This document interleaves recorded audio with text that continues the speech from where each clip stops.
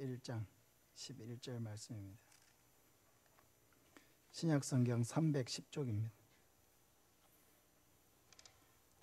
신약성경 310쪽 에베소서 1장 11절 말씀입니다.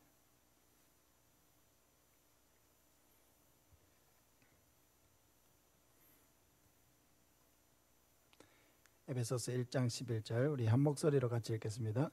모든 일을 그의 뜻의 결정대로 일하시는 이의 계획을 따라 우리가 예정을 입어 그 안에서 기업이 되었으니. 아멘. 오늘 신앙고백서 오랜만에 이렇게 다시 하게 됐는데요. 신앙고백서 제3장 하나님의 영원하신 작정에 대한 말씀을 나누려고 합니다. 하나님의 작정이라고 하는 것은 하나님의 계획을 말합니다. 여기에는 크게 두 가지가 있는데요. 하나는 창조, 이 세계를 창조할 것에 대한 하나님의 계획. 하나는 온 세상의 그 인간의 구원을 향한 하나님의 예정을 의미합니다. 이 작정은 여러 가지 특징을 가지고 있습니다. 첫째, 하나님의 작정은 하나님의 지혜에 기초하고 있다라고 하는 것입니다. 우리 신앙고백서 3-1번 부분을 같이 한번 읽겠습니다. 화면 보시면 되겠습니다. 시작. 하나님께서는 일어날 모든 일들을 영원부터 지극히 지혜롭고 거룩하신 뜻의 협의로 자유롭고 불변하게 정하셨다. 그러니까 하나님께서는 일어날 모든 일들을 영원부터 지극히 지혜롭고 거룩하신 뜻의 협의로 자유롭고 불변하게 정하셨다. 그러니까 사람들은 어떤 계획을 세우려고 하면은 나보다도 더 지혜롭고 나보다도 그 분야에 대해서 더 잘 아는 사람에게 조언을 구해가지고 어떤 일들을 계획을 세우죠. 또 내가 계획을 세우면 이 계획이 잘 세워졌는지 잘못 세워졌는지 또 다른 사람들의 의견을 물어서 그렇게 좋은 방향을 찾아갑니다. 근데 하나님은 그러실 필요가 없다는 것입니다. 하나님은 전지전능하신 지혜로 계획을 세우시고 또 전능하신 능력으로 그 모든 일들을 실행에 옮겨 나가시기 때문에 하나님은 어떤 계획을 세우시거나 무엇을 실행하심에 있어서 다른 누군가의 지혜를 의지하거나 조언을 구하거나 도움을 받을 필요가 전혀 없다는 것입니다. 방금 읽은 말씀에도 보면은 모든 일을 그의 뜻의 결정대로 일하시는 이의 계획을 따라 우리가 예정을 입어 그 안에서 기업이 되었다라고 했습니다.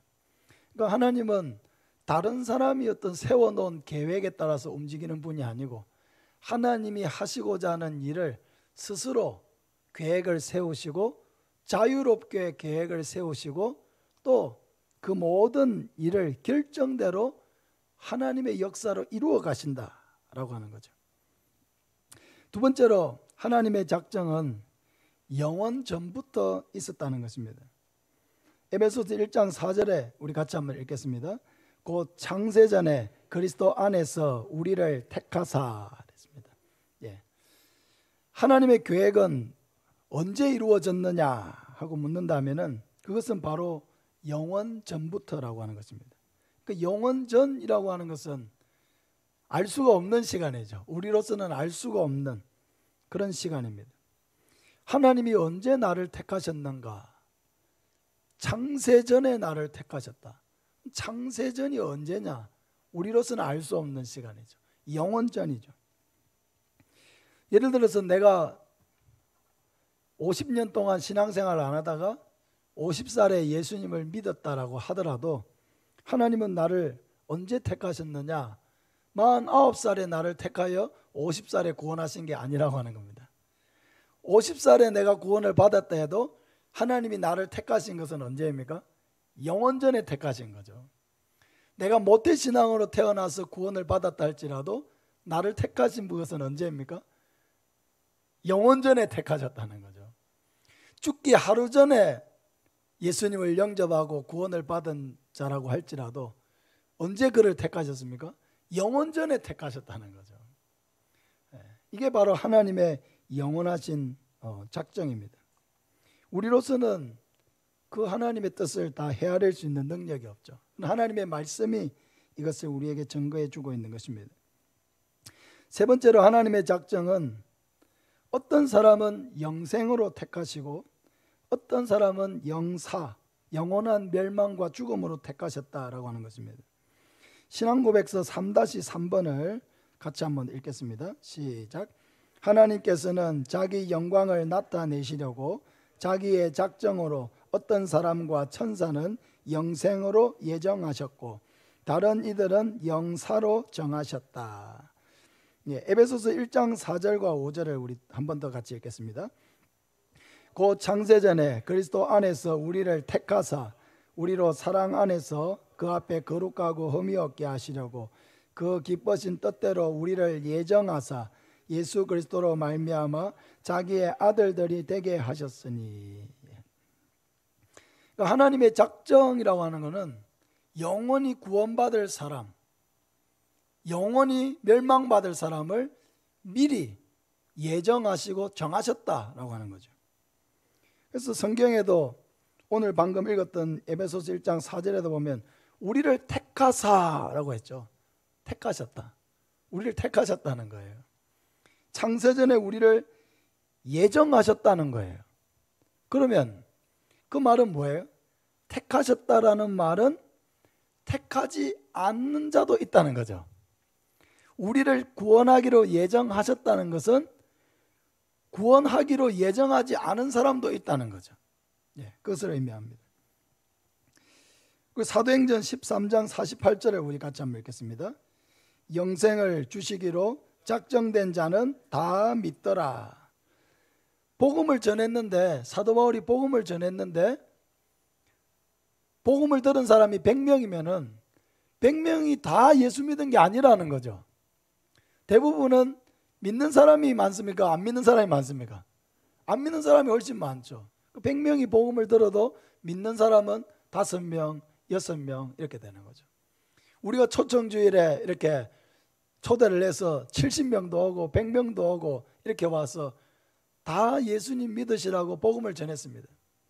근데 그 복음을 정말 마음에 듣고 초청주일 이후에 남아서 계속 우리와 함께 믿음 생활을 하기로 마음에 작정한 사람들은 불과 몇 명이 되지 않아요. 보통 5손가락 안에 들고 많으면 10손가락 안에 드는 정도로 남습니다. 그러니까 말씀에도 보니까 영생을 주시기로 작정된 자는 다 믿더라. 영생을 주시기로 하나님이 미리 작정하시고 예정하신 자가 있다는 거죠. 반대로 영생을 주시기로 작정하지 않은 자도 있다는 거죠. 택함을 받지 못한 자도 있다는 것입니다. 사도행전 18장 10절도 우리 같이 한번 읽겠습니다. 내가 너와 함께 있음에 어떤 사람도 너를 대적하여 해롭게 할 자가 없으니 이는 이 성중에 내 백성이 많음이라 하시더라. 이 성중에 내 백성이 많음이라 하시더라. 이 성중에 내 백성이 많다.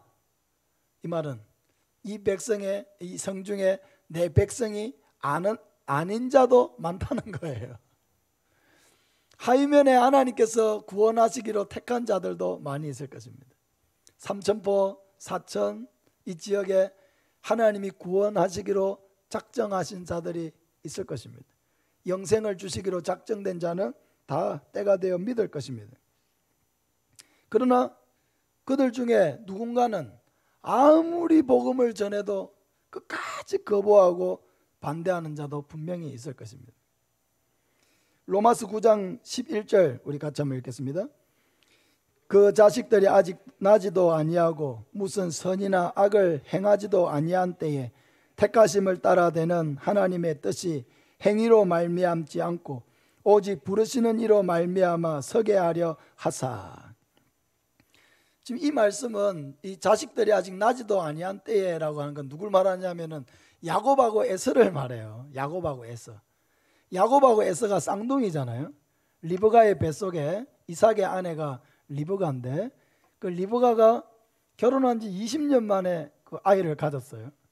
가졌는데 쌍둥이인 거예요. 큰 아이가 에서이고 둘째가 이제 야곱입니다. 쌍둥이입니다. 근데 그 아이들이 태어나기도 전에 하나님께서 뭐라고 얘기하시냐면은 큰 자가 작은 자를 섬기리라 이렇게 하셨거든요. 큰 자가 누구냐면 에서예요. 에서가 야곱을 섬기게 된다라고 합니다. 그러니까 야곱이 동생으로 태어났지만 야곱을 더 앞세운 거죠. 그러니까 그 아이들이 무슨 선을 행하지 않았잖아요. 악을 행하지도 않았어요. 이제 아직 태어나지도 않았습니다. 태어나지도 않았는데 큰 아이가 어떻게 되고 작은 아이가 어떻게 될 것을 누가 정하셨다는 겁니까? 하나님이 정하셨다는 거예요. 하나님이. 그러니까 우리의 구원이라고 하는 것이 하나님이 정하신 것이라는 거죠. 하나님이 정하신 것이라는 겁니다. 물론 우리는 누가 영생으로 택감을 받았는지, 누가 영벌로 택감을 받았는지 알지 못합니다. 다만 우리는 하나님께서 택해 놓은 자가 있기 때문에, 영생을 주시기로 해놓은 자들이 있기 때문에 복음을 전하는 것이고, 결과적으로 그 사람이 예수님을 구주로 영접한다면 이 사람이 하나님이 택해 놓은 바로 그 사람이구나 하고 우리는 알게 되는 것입니다. 그래서 우리가 하나님이 영생으로 택해 놓은 사람이 있고 영벌로 택해 놓은 사람이 있으니까 우리가 전도 안 해도 그러면 택해 놓은 사람은 이러나 저러나 믿을 거 아니냐, 우리가 뭐 전도할 필요가 뭐가 있냐, 이렇게 또 해서는 또 안 되는 거죠.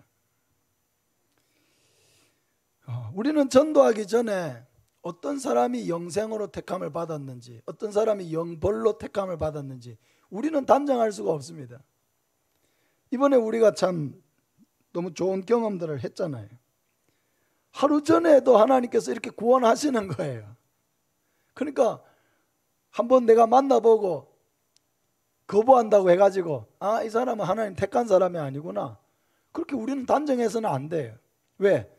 살아있잖아요. 아직 내가 복음을 전할 때 그분이 거부는 했지만은, 그러니까 중요한 건 아직 살아있는 거예요. 살아있는 동안에는 아직 하나님께서 복음 들을 수 있는 기회를 주시는 것이고요, 또 우리에게도 복음 전하는 기회를 또 주시는 것입니다. 그러니까 살아있는 동안에는 단정할 수가 없어요. 그러나 죽고 나서는 말할 수 있겠죠. 아무리 복음을 전하려고 애를 쓰고 했는데도 끝까지 예수님을 믿지 않고 거부하다가 누군가가 죽었다고 한번 생각해 보세요. 참 저 사람은 하나님이 택하신 자가 아니었구나. 결과론적으로는 우리가 이렇게 생각할 수 있다는 거예요. 그러나 살아있는 동안에는 어느 누구도 우리는 단정해서는 안 됩니다. 아무리 내가 10번을 복음을 전하려고 했는데 10번을 다 거부한다 할지라도 아직 살아있는 한은 저 사람이 하나님이 택함을 받지 않은 사람이다, 내가 한 전도를 받아들이지 않았다고 해가지고 그렇게 판단해서는 안 된다는 것입니다. 한 영혼이 구원을 받는 과정에서는 하나님의 놀라운 그런 섭리의 역사가 그런 복음 듣는 자들에게도 있고 또 복음을 전하는 자들에게도 있습니다. 그러니까 우리 곁에 이렇게 하나님께서 불신자들을 두시고 또 우리 마음에 그런 은혜를 주셔서 살리는 사람, 제자로서 살아갈 수 있도록 우리를 또 이끌어 가시고, 또 그런 우리를 설득해 가지고 복음 전도자로 살게 해 가지고 그들에게 복음을 전하게 하시고, 또 어렵게 그 한 영혼이 구원을 받게 하시고, 이런 모든 과정에 하나님의 놀라운 그런 섭리들이 있다는 것입니다. 우리의 믿음을 세워주시고 우리에게 은혜를 주시고 하나님을 체험하게 하시는 그런 은혜도 전도자에게 주시고요, 또 복음을 받아들이는 사람들에게도 그런 나름대로의 은혜를 하나님께서 다 예비하고 있다는 것입니다. 그래서 이것을 하나님이 어떤 것을 작정하시고 예정하셨다라고 해가지고 그것을 우리가 운명론적으로 받아들여 가지고 하나님이 다 정해놨으니까 난 할 일이 아무것도 없다, 이렇게 해서는 안 된다라고 하는 것입니다. 네 번째, 하나님의 작정으로 택함을 받은 자들은 효력 있는 부르심을 받는다 하는 것입니다. 이 화면이 안 나옵니까? 신앙고백서 3-6번 같이 읽어보겠습니다. 시작. 하나님께서 피택자들을 영광에 이르도록 지명하심과 동시에 그 영광에 이르는 모든 방편들도 자기 뜻에 영원하고 지극히 너그러운 목적에 따라 미리 정하셨다. 그리하여 아담 안에서 타락했으나 피택자들은 그리스도로 말미암아 구속함을 받으며 적절한 때에 역사하시는 성령으로 말미암아 그리스도를 믿도록 효력 있는 부르심을 받는다. 이 효력 있는 부르심이라고 하는 말은 하나님이 어떤 택해 놓은 자가 있다면 그 택한 자가 구원을 받는 데 있어서 하나님은 결코 실패하는 일이 없다라고 하는 것입니다. 반드시 하나님은 그 영혼이 구원을 받도록 역사하시고 그 일에서는 실패함이 없다. 이게 바로 효력 있는 부르심입니다. 우리가 이렇게 예수님을 믿고 구원을 받게 된 것은 하나님의 효력 있는 부르심이 있었기 때문에 우리가 예수님을 믿게 된 거죠.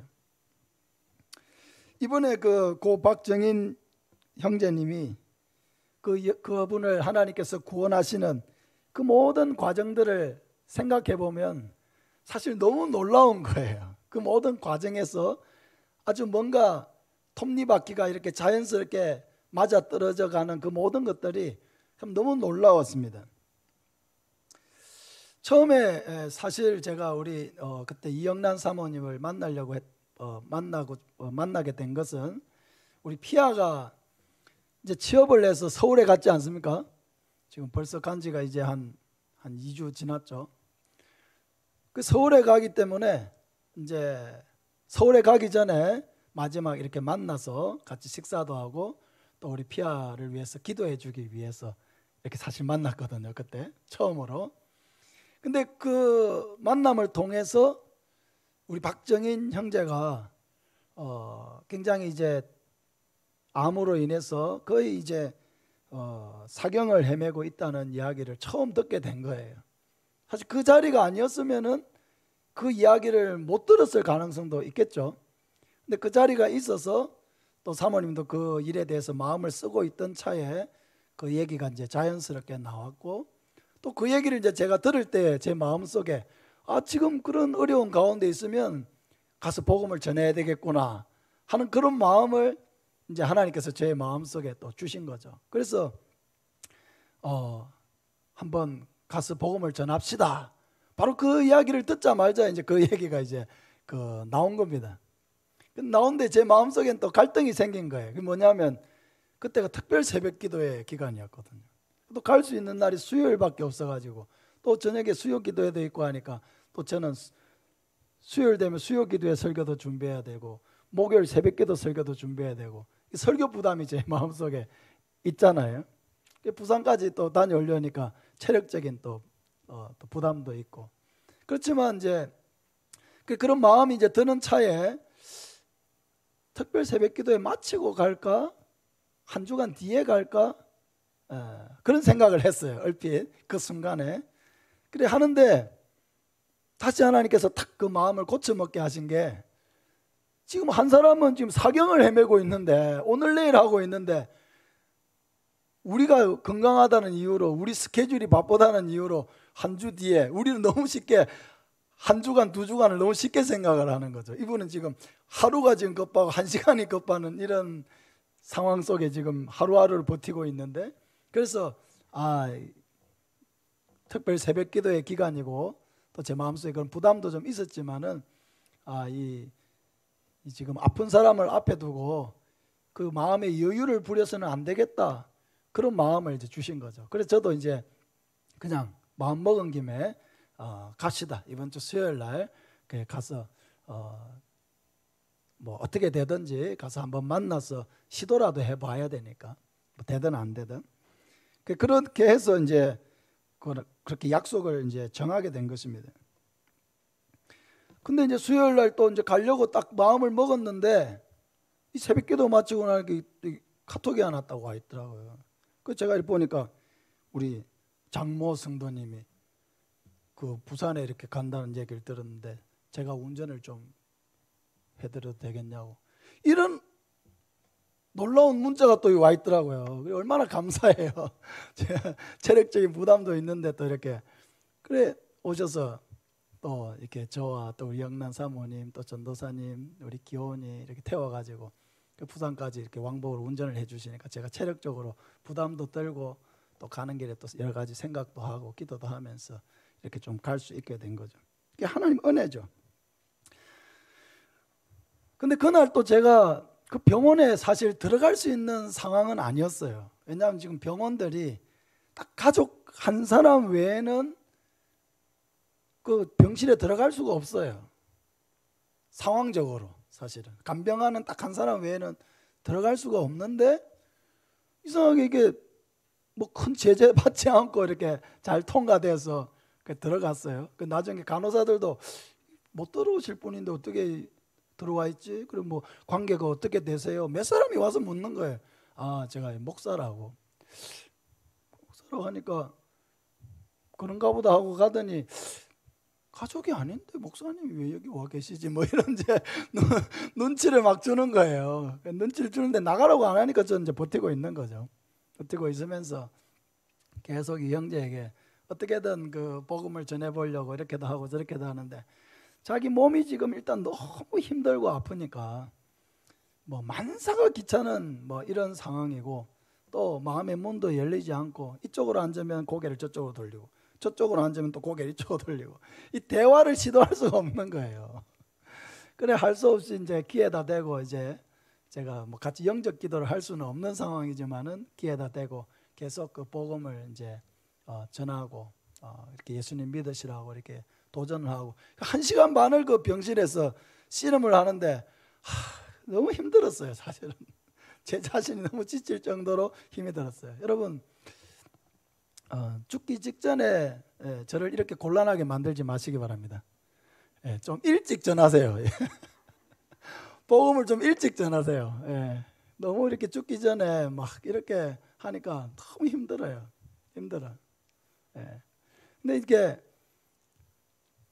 하여튼 그날 이렇게 1시간 반을 이리저리 이제 씨름을 하고 그렇게 하는데 결국은 이분이 뭐 그렇게 마음의 문을 열지를 않았어요. 열지를 않고 저도 이제 포기를 할 수밖에 없었고 그래서 이제 결국 뭐 저도 이렇게 뭐 그 상태로 이제 올 수밖에 없었죠. 그 다음 날 이제 이제 수요일 날 우리가 갔었고 금요일 날 또 우리 영남 사모님 그때 이제 많이 위독하고 그래서 한번 또 가보신다고 해서 제가 그때 혹시 마음을 한 번 더 이렇게 그 이야기를 해서 영적 기도를 할 수 있는 상황인지 한 번 더 이렇게 보시라고 이렇게 말씀을 드렸는데 그때 이제 금요일 저녁 한 7시 좀 넘어서 연락이 온 거예요. 그 연락이 와서 지금 그 영적 기도를 해달라는 그런 연락이 온 거예요. 아마 그 기도가 오기 전까지 아마 사모님이 옆에서 적지 않은 애를 썼을 것입니다. 굉장히 힘든 시간을 보내셨을 거예요. 아마. 그래서 그 영적 기도를 이렇게 했는데 우리 장례식에 오셨던 분들은 아마 다 들으셨겠지만은 그때가 돌아가시기 하루 딱 전입니다. 만 하루 딱 전이에요. 토요일 날 7시 45분에 소천하셨기 때문에 딱 돌아가시기 하루 딱 전인데 굉장히 몸이 힘들기는 했어도 대체로 알아들을 수 있는 목소리로 그 영적 기도를 한마디 한마디 따라하셨어요. 따라하셨어요. 근데 더 감사했던 거는 그 영적 기도가 끝나고 나서 그 얼굴 표정이 확 달라졌다는 거예요. 그 옆에 계셨던 우리 영남 사모님도 계셨고 또 그 박정인 씨 선배되는 분 아주 막역하게 지내던 이제 불신자인데 선배되는 분도 한 사람 있었거든요. 근데 그 우리 박정인 씨가 예수님을 영접하고 너무 얼굴 표정이 달라졌다는 그 영접기도 전과 후에 그 표정이 너무 달라진 거죠. 그 표정이 달라진 거는 마음이 달라졌다는 거겠죠. 마음이. 네. 그래서 이제 이분도 그게 너무 놀랍고 신기해가지고 자기도 예수님을 믿고 싶다는 말도 이렇게 하시고 참 감사한 것은 지난주 주일 오전 예배 마치고 그 동생 되는 우리 박정일 씨가 그 장례 인사차 이제 저를 방문해서 왔었어요. 예. 그래 와가지고 그때 동생인데 우리 입관 예배 드릴 때 예배가 막 시작되려고 하는 찰나에 우리 박정인 씨 아들을 데리고 그냥 그 예배 자리를 떠나서 딴 데로 가셔버리더라고요. 그래서 제가 마음이 좀 많이 걸렸어요. 걸렸는데 지난 주일날 이렇게 우리 박정일 씨 동생이 오셔가지고 이런저런 얘기도 나누고 이렇게 하는 찰나에 그때 이제 형이 영접기도 했던 그걸 그때는 못 들었기 때문에 제가 한 번 더 들려줬어요. 우리 박정일 씨에게. 그 형이 당신도 알다시피 한평생 불교로 독실하게 불교로 그렇게 믿어온 사람이고 절대로 예수 믿을 만한 그런 사람이 아닌데 이렇게 예수님을 죽기 전에 예수님을 이렇게 영접했다. 그러면서 제가 이제 그 형의 그 영접 기도하는 걸 이제 들려줬죠. 들려주니까 이분도 마음이 많이 열리신 거예요. 그래서 형이 이렇게 예수님을 영접하고 예수님을 영접하면서 그 마음에 너무 큰 평안이 임하고 또 주변에 보는 사람들이 놀랄 정도로 얼굴 표정이 달라지고 했다는 얘기를 내가 들었다. 그래서 형이 했던 이 영접 기도를 당신도 하지 않겠느냐라고 제가 이제 도전을 했죠. 그러니까 우리 박정일 씨가 하겠다는 거예요. 하겠다는 거예요. 그래서 제가 오늘 칼럼에도 썼지만은 우리 박정일 씨가 지난주 주일날 방문해서 제가 그때 헌신예배 가기 전에 굉장히 제 마음이 좀 바빴음에도 불구하고 하나님께서 그렇게 인도해 주셔서 우리 박정일 씨가 그때 그 영접 기도를 했어요. 와가지고 박정인 씨 동생 박정일 씨가 그 영접 기도를 했거든요. 그러니까 하나님께서 그 한 영혼을 구원하시고 하나님이 작정하신 그 한 영혼을 구원해가는 이 모든 일들을 이렇게 보니까 너무 놀라운 거예요. 그러니까 결과론적으로 이렇게 돌아봤을 때, 야, 역시 하나님이 택한 자는 이렇구나.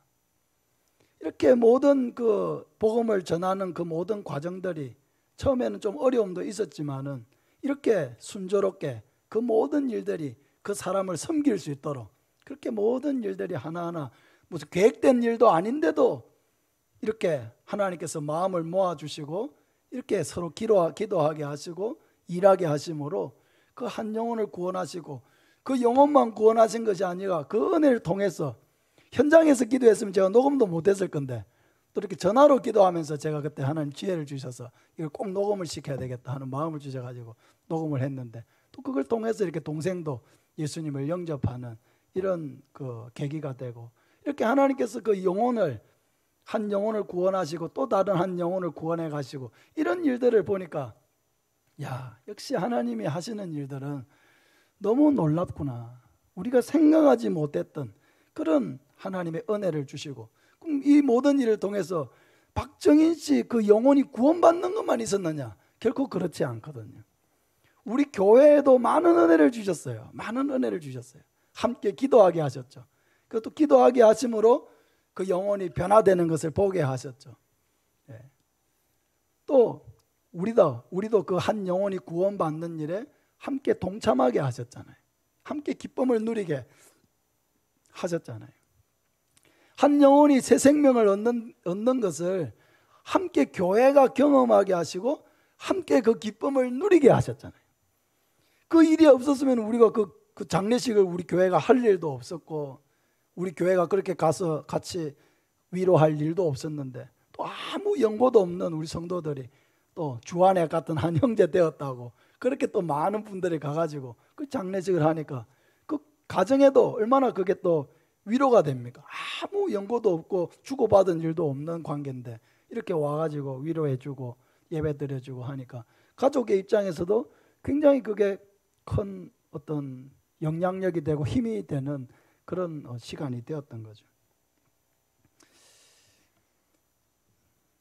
하나님께서 한 영혼의 구원을 위해서 이렇게 우리의 계획과는 달리 그 영혼의 구원 그것을 둘러싼 여러 사람들의 마음속에 역사하시고 협조하게 하시고 기도하게 하시고 그 영혼을 위해 애쓰게 하시고 이런 그 구원의 그 섭리 가운데는 이런 놀라운 은혜들도 다 포함되어 있다는 것입니다. 이거는 우리가 어떤 계획을 세워서 만들어낼 수 있는 결과도 아니고 하나님의 놀라운 은혜인 거죠. 그래서 하나님의 이런 선택과 부르심이라고 하는 것은 결과적으로 우리에게 무엇을 하게 하냐면은 하나님을 찬양하게 해요. 하나님께 감사하게 돼요. 감탄하게 돼요. 감격하게 돼요. 이야, 하나님 하시는 일은 정말 놀랍습니다. 하나님이 영혼을 구원해 주셔서 정말 감사합니다. 이런 감사와 찬양을 하나님께 올려드리게 만드는 것이 바로 이 선택과 작정이라고 하는 이런 말씀이라고 하는 것입니다. 근데 안타까운 것은 누군가는 선택받지 못한 자도 있다는 거죠. 그렇다고 해도 하나님께는 불의가 없습니다. 왜냐하면 모든 사람은 죄로 말미암아 마땅히 죽어야 하는 거죠. 예를 들어서 누군가가 바다에 배가 파손이 돼가지고 바다에 빠져 죽어가고 있어요. 근데 배가 한 척이 지나가고 있는데 이 배는 예를 들어서 20사람이 바다에 빠져가 있어요. 근데 이 배는 작아가지고 5명밖에 태울 수가 없어요. 그래서 그 선장이 우선 손이 닿는 대로 5명을 태웠다고 한번 생각해 봅시다. 그래서 5명은 결국 살게 됐고 15명은 배를 타지 못해서 죽었어요. 그러면은 이 선장에게 무슨 잘못이 있습니까? 어떻습니까? 왜 15명을 다 구원하지 못하고 5명밖에 구원을 못했느냐라고 이 선장이 비난을 받아야 됩니까? 어떻습니까? 그건 아니죠.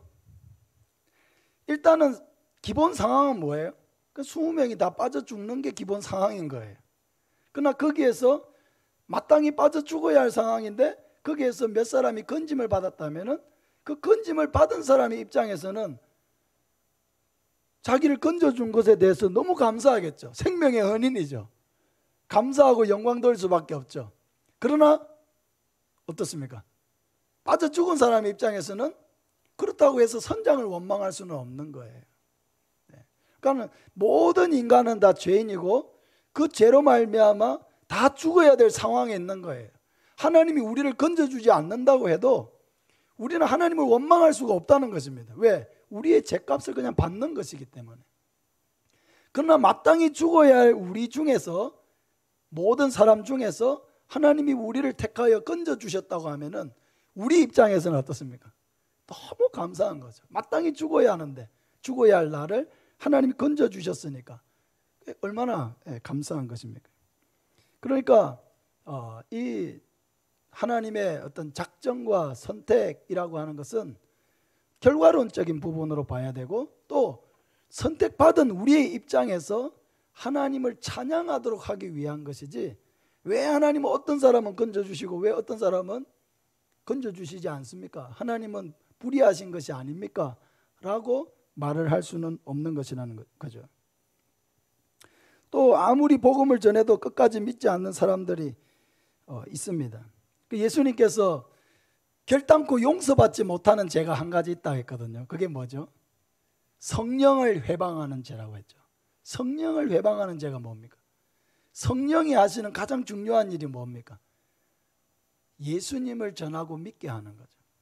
근데 끝까지 복음을 거부하고 믿지 않는다라고 하는 것은 끝까지 성령을 거부하는 거죠. 나는 절대로 믿지 않을 것이고 받아들이지 않을 것이다.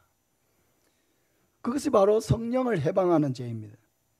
그래서 그렇게 끝까지 거부하고 믿지 않고 그런 가운데 죽게 된다고 하면은 그냥 우리가 복음을 전하기는 했어도 그러나 그 사람은 결과론적으로 하나님을 택함을 받지 못한 자였구나.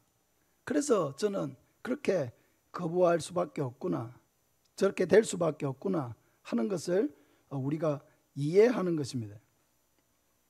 그러나 아까도 말했지만은 우리가 기억해야 될 것은 죽기 전까지는 결코 그 사람이 하나님의 택함을 받았는지 받지 못했는지에 대해서 우리는 단정 지을 수는 없다는 것입니다. 살아있는 동안에는 하나님이 그 영혼에게도 복음 들을 수 있는 기회를 계속해서 주시는 거고요. 또 우리에게도 그들에게 복음을 전할 수 있는 기회를 주시는 것이기 때문에 우리는 마지막까지 포기하지 않는 것이 중요한 것입니다. 하나님의 작정이라고 하는 것을 우리가 항상 감사하는 그런 교리로 우리가 이해를 해야 할 줄로 믿습니다. 그래서 세상의 많은 사람 가운데서 우리가 기도할 때 천에 하나 만에 하나 구별하여 우리를 택하여 주셨다라고 하는 그런 표현을 쓰는데, 그 표현이 정말 맞는 것이죠. 구원을 받는 사람보다 멸망받게 되는 사람들이 훨씬 많을 것입니다. 정말로 우리가 구원을 받게 된다면 정말 천에 하나 만에 하나 구원을 받게 된 것이고요. 존 뉴턴이라고 하는 목사님이죠. 목사님이 천국에 가면 세 가지를 놀라게 될 것이라고 말했습니다. 하나는 내가 천국에 와 있다는 것에 대해서 놀란다고 했습니다. 나와 같이 악하고 부족한 사람이 이 천국에 들어와 있다는 것에 놀란다고 했습니다. 또 하나는 저 사람은 진짜 천국에 꼭 들어갈 거야 라고 생각했던 사람이 천국에 없는 것에 대해서 놀란다고 했습니다. 그리고 또 마지막으로 하나는 저 사람은 절대 천국에 못 갈 거라고 생각했던 사람이 천국에 와 있는 것에 대해서 놀란다고 했습니다. 우리도 아마 똑같이 놀라게 되겠죠. 여러분, 우리가 무슨 자격이 있어가지고 나는 천국 갈 자격이 있는 사람이야, 우리 스스로 이렇게 얘기할 수 있는 사람 아무도 없죠. 우리 스스로는 다 악하고 멸망받아 마땅한 죄인입니다. 우리가 구원을 받는 것은 오직 누구로 말미암아? 예수 그리스도로 말미암아 그의 죽으심과 부활을 믿음으로 하나님께서 우리를 구원해 주는 거죠. 우리의 공로가 아니라 예수님의 공로로 우리를 구원해 주시는 것입니다. 그러니까 이런 악한 자가 그 예수 그리스도를 믿음으로 하나님이 나를 천국에 받아주신 것을 생각할 때 너무 놀랄 수밖에 없는 거죠. 내가 드디어 이 천국에 왔구나. 근데 안타까운 것은 저 사람은 참 겉으로 볼 때는 꼭 천국에 있을 것 같은 사람이었는데 아무리 찾아도 없다라고 하면은 여러분, 그 얼마나 슬프겠습니까? 또 저 사람은 천국에 절대 못 올 거야, 자기 스스로 단정 짓고 했던 사람인데 버젓이 천국에 와서 환한 얼굴로 나를 맞아준다면은 그것도 정말 놀랄 일입니다. 사랑하는 여러분, 우리 사랑하는 성도들, 여기 있는 분 한 분 한 분은 이것을 단순한 지식으로 여겨서는 안 되고 실제로 여겨야 합니다. 예수 그리스도를 구주로 내 마음속에 진정으로 모셔드리는 자에게 구원을 주신다고 하는 하나님의 약속을 결코 어떤 말이나 지식으로 생각해서는 안 되는 거예요. 여러분이 실제적으로 오직 그 생명 대신 예수 그리스도를 내 마음의 주님으로 진심으로 모셔드려야 돼요. 형식으로 껍데기로 와가지고 예배드려서는 안 돼요. 진심으로 그 예수님만이 내 생명의 구원자이시고 천국의 길이시고 내 모든 죄를 씻는 유일한 구원자라고 하는 것을 온 마음과 그런 진심으로 그 예수님을 믿고 마음속에 모셔드려야 합니다. 이것이 우리로 하여금 구원에 이르도록 하는 것이지, 그 어떤 외적인 행위나 어떤 외적인 자랑이나 그런 것들은 아무 하나님 앞에서 소용이 될 수 없다는 것을 우리는 반드시 기억해야 하는 것입니다. 그래서 우리가 받은 이 구원의 은혜로 말미암아 항상 하나님 앞에 기뻐하고 감사하면서 또 많은 사람들이 여전히 죽어가고 있지만은 또 그 안에는 하나님이 택해 놓은 자들이 있기 때문에 그 영혼들을 찾아서 복음 전하는 일도 기쁘게 잘 감당함으로 많은 생명을 구원하는 저와 여러분 되시기를 예수님의 이름으로 축복합니다.